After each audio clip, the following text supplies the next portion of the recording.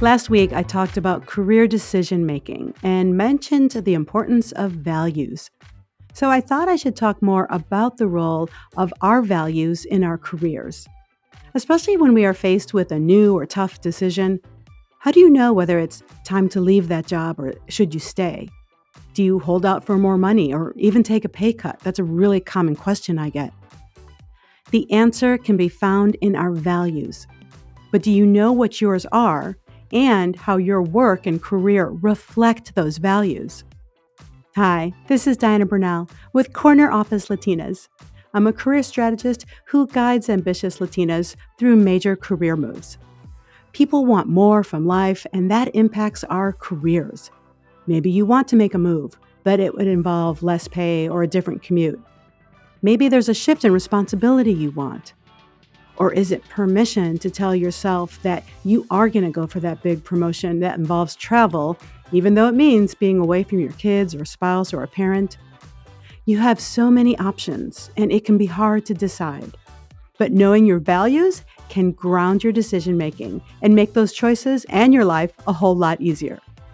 So today I'm going to talk about how to identify and use our values in our career goals.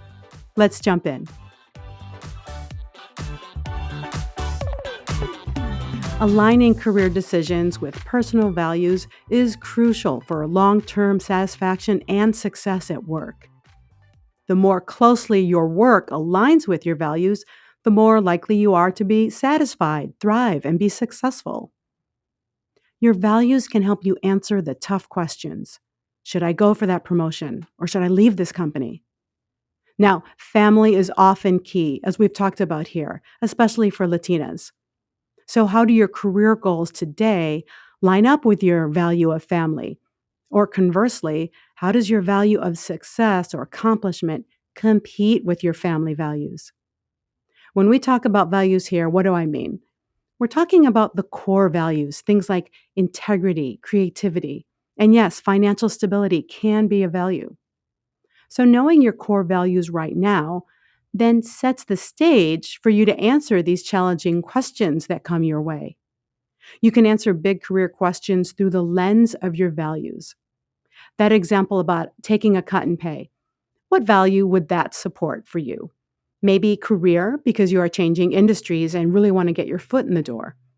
Or family, because it gives you more flexibility. Now, taking a pay cut might not align with your value of success. You will know when you are not aligned, though. If health and well-being are values for you, then working for a tobacco company or a sugary soda brand will not cut it. That's an easy example. Creativity is an interesting one that can show up in different ways. I'm a very literal person, so when I hear the word creativity, I think art on the wall, right? But creativity can mean new ideas, tinkering, technology, even consulting if you specialize in helping clients with new and creative solutions to their problems. So values can be nuanced. Now, how do you identify your core values? There are so many lists online, I did not have to create one. So I am going to share a link in the show notes to one from who else? Brene Brown. It's a one-page list of values that should have many of the values that can be important to us. And you can even list a few of your own that you don't see, or feel free to search online for another list you like. But before you go to the list, hear me out for a sec here. See if you can list your top 5 values right now before you see anybody else's list. Because some of the words on that list can be so attractive. You might want to circle everything. It's an interesting exercise to start from scratch and then compare what happens, what jumps out on the page for you when you go to the list. So look at the list and start circling what really speaks to you, what resonates. Now, your first pass at it might mean you circle 20 things, and that's okay. I'm pretty sure I did. Now, narrow it down and try to consolidate. So, for instance, you might have compassion and kindness.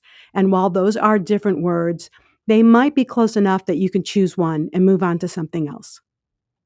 Of course, you know I love a good journal. So journaling can help you see what the value looks like.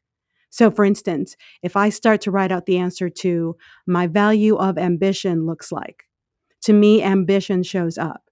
So you can define ambition for yourself.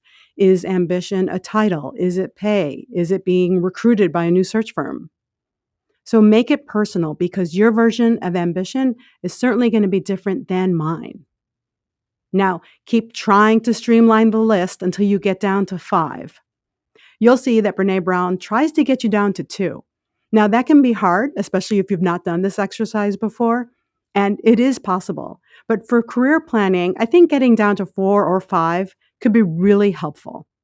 So I have 5. I'm going to share them with you. So here we go. My first value is connection. This has always shown up in my personal life and in the work I do. I connect people in person. You see me online having brunches and get togethers and conferences. And I love connecting people and ideas too. Belonging is also a really strong value for me.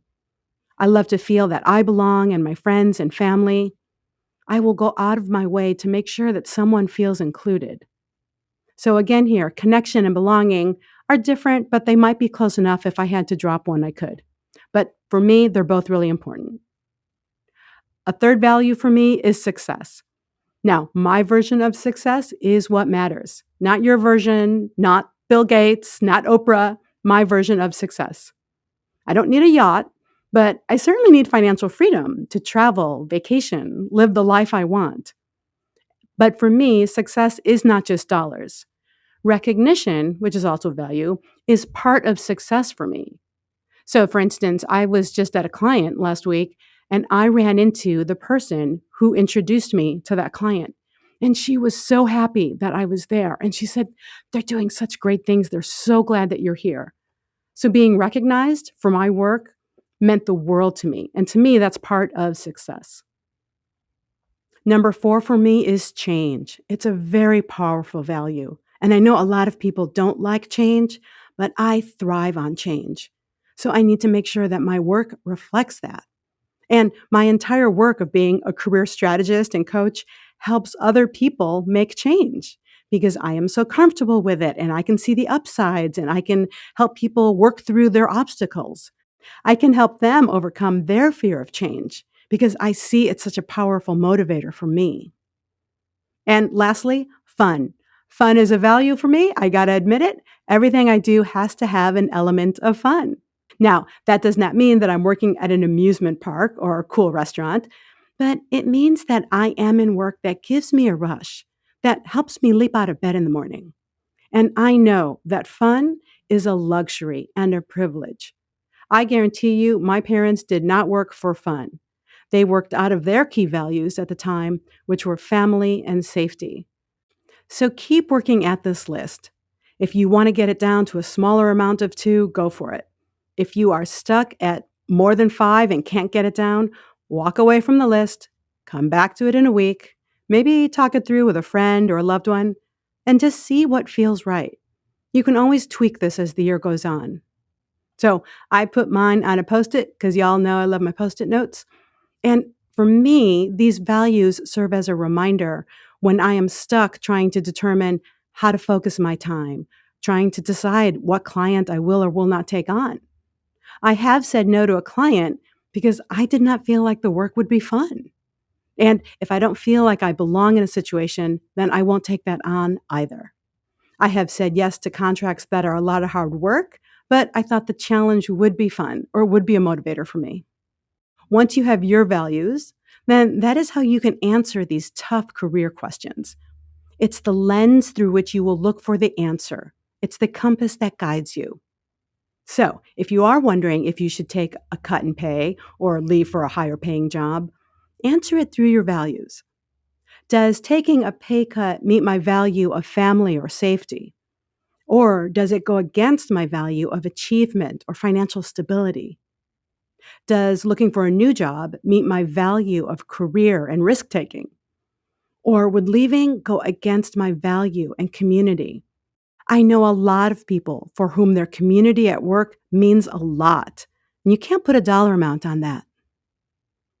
If you feel like you need to make a change, you now have that compass for your action plan. What type of career supports my value of justice or peace? And by the way, this is another great example of something nuanced. Peace does not need to mean world peace. It can mean peace of mind, which can be especially helpful if you're in the later stages of your career. If excellence is a value, who should you be networking with? If diversity or belonging are values, who are you mentoring? I cannot emphasize enough the importance of surrounding yourself with like minded people, clients, or colleagues who share your values in some way. Because when you are not value aligned, you can feel it.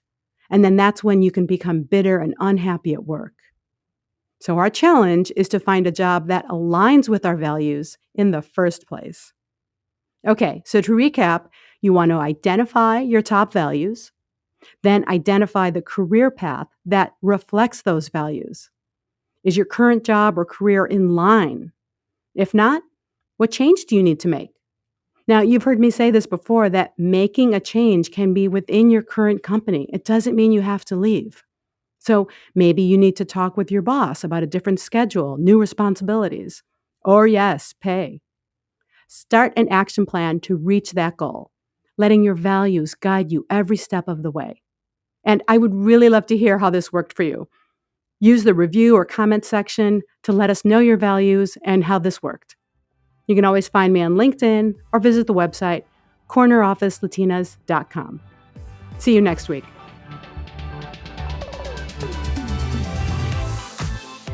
Thank you for listening. For more, visit cornerofficelatinas.com, where we give you the framework, inspiration, and support you need to reach and thrive in the corner office. We have some free downloads on the website, where you can also sign up for our e-news, so we can keep you posted on workshops and events coming up that you will not want to miss. That's cornerofficelatinas.com. See you next week.